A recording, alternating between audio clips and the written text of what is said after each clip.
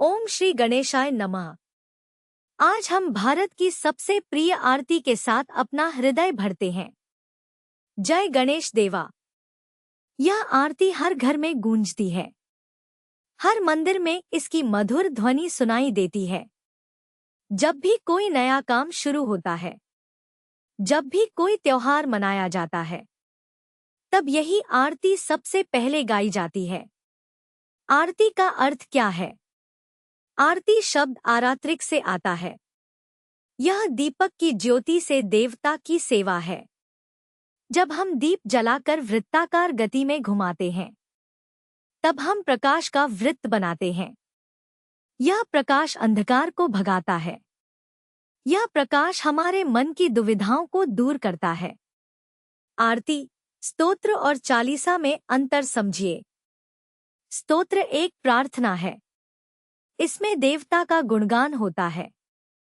चालीसा में 40 छंद होते हैं।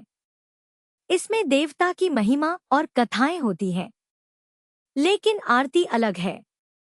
आरती में दीप की ज्योति होती है। आरती में संगीत की लहरी होती है। आरती में भक्तों का मिलन होता है। इस आरती के रचयिता के बारे में कई मत हैं। कुछ विद्वान कहते हैं यह पारंपरिक लोकगीत है। कुछ कहते हैं यह किसी महान संत की रचना है। लेकिन सत्य यह है, यह आरती भारत की जनता की भावना से जन्मी है। यह करोड़ों भक्तों के प्रेम से बनी है। अब सुनिए इस पावन आरती के मधुर शब्द। जय गणेश जय गणेश जय गणेश देवा। माता जाकी पार्वती पिता महादेवा। यह प्रारंभिक छंद गणेश जी के पारिवारिक परिचय देता है। 3 बार जय कहना। यह त्रिगुण का प्रतीक है। सत्व, रज और तम, तीनों गुणों पर विजय पाना, यही गणेश जी की शक्ति है। उनकी माता पार्वती हैं, जो शक्ति की देवी हैं। उनके पिता महादेव हैं, जो संहार और कल्याण के स्वामी हैं। जब हम यह छंद गाते हैं, तब हम गणेश जी के दिव्य परिवार को प्रणाम करते हैं। माता पार्वती से शक्ति मांगते हैं। पिता शिव से कल्याण की कामना करते हैं। एकदंत दयावंत 4 भुजाधारी, माथे पर तिलक सोहे मूसे की सवारी। यहाँ गणेश जी के रूप का वर्णन है। एकदंत यानी एक दांत वाले।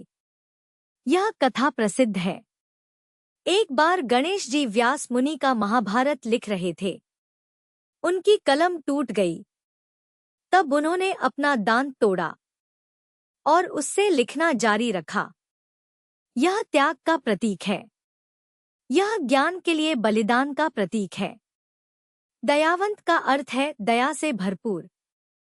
गणेश जी की दया अपार है। वे छोटे से छोटे भक्त की सुनते हैं। बच्चे उन्हें गण्या बाप्पा कहकर पुकारते हैं और वे तुरंत आ जाते हैं।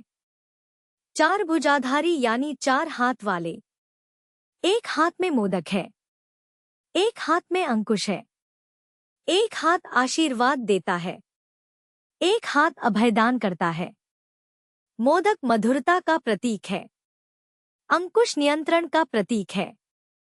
आशीर्वाद कल्याण का प्रतीक है। अभयदान सुरक्षा का प्रतीक है। माथे पर सिंदूर का तिलक सोहता है। यह शुभता का चिन्ह है। यह मंगल का प्रतीक है। जब भक्त गणेश जी को तिलक लगाते हैं, तब उनका जीवन भी शुभ और मंगलमय हो जाता है। मूषक यानी चूहा उनकी सवारी है। यह अद्भुत है। हाथी के सिर वाले देवता चूहे पर सवार होते हैं। इसका गहरा अर्थ है, चूहा छोटी से छोटी जगह पहुंच जाता है। वैसे ही गणेश जी हर भक्त के दिल में पहुंच जाते हैं। चूहा अंधेरे में भी देख लेता है। वैसे ही गणेश जी अज्ञान के अंधकार में भी राह दिखाते हैं। पान चने फूल चने और चने मेवा, लड्डुअन का भोग लगे संत करे सेवा। यह छंद गणेश जी की पूजा सामग्री बताता है। पान के पत्ते चढ़ाए जाते हैं। पान शीतलता देता है। पान मन को शुद्ध करता है। फूल सुगंध लाते हैं। फूल सुंदरता लाते हैं। मेवे पोषण देते हैं। मेवे समृद्धि के प्रतीक हैं। लड्डू गणेश जी का सबसे प्रिय प्रसाद है। मोदक भी कहते हैं इसे। मोदक का अर्थ है आनंद देने वाला। जब हम गणेश जी को लड्डू चढ़ाते हैं तब वे हमारे जीवन में मिठास भरते हैं। तब वे हमारे दुखों को मिटाते हैं।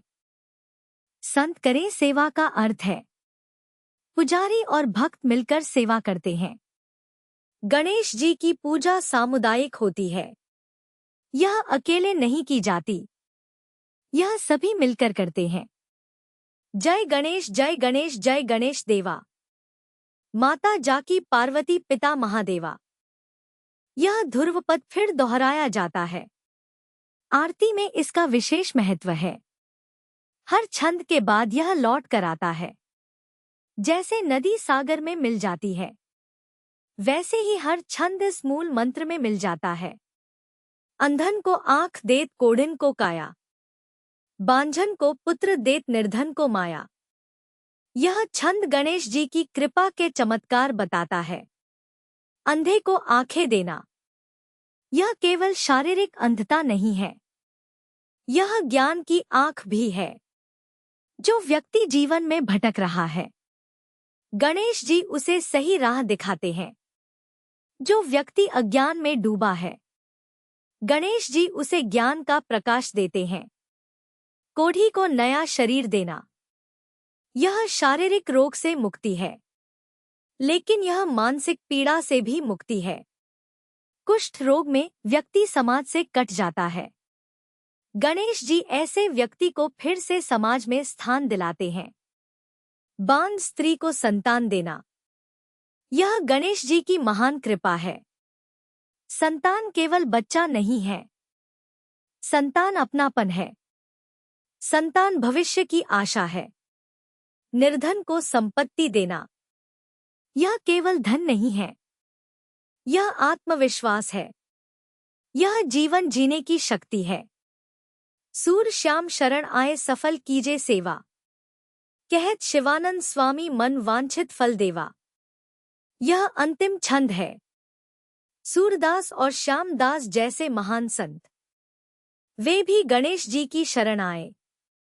उन्होंने भी गणेश जी से प्रार्थना की और उनकी सेवा सफल हुई।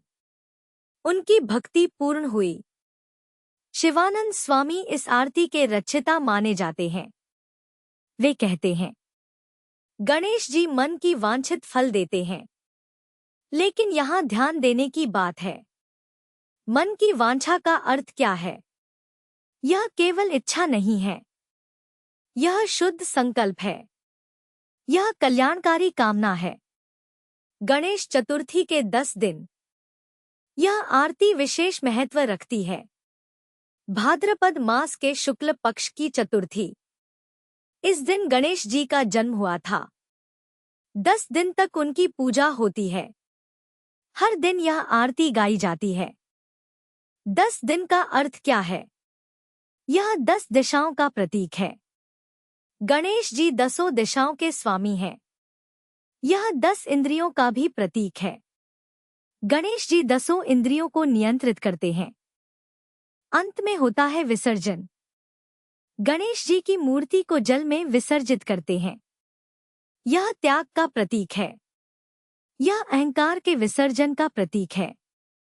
गणेश जी कहते हैं मेरी मूर्ति को छोड़ दो, मेरे गुणों को अपनाओ। आरती करने की विधि समझिए। पहले दीप जलाएं।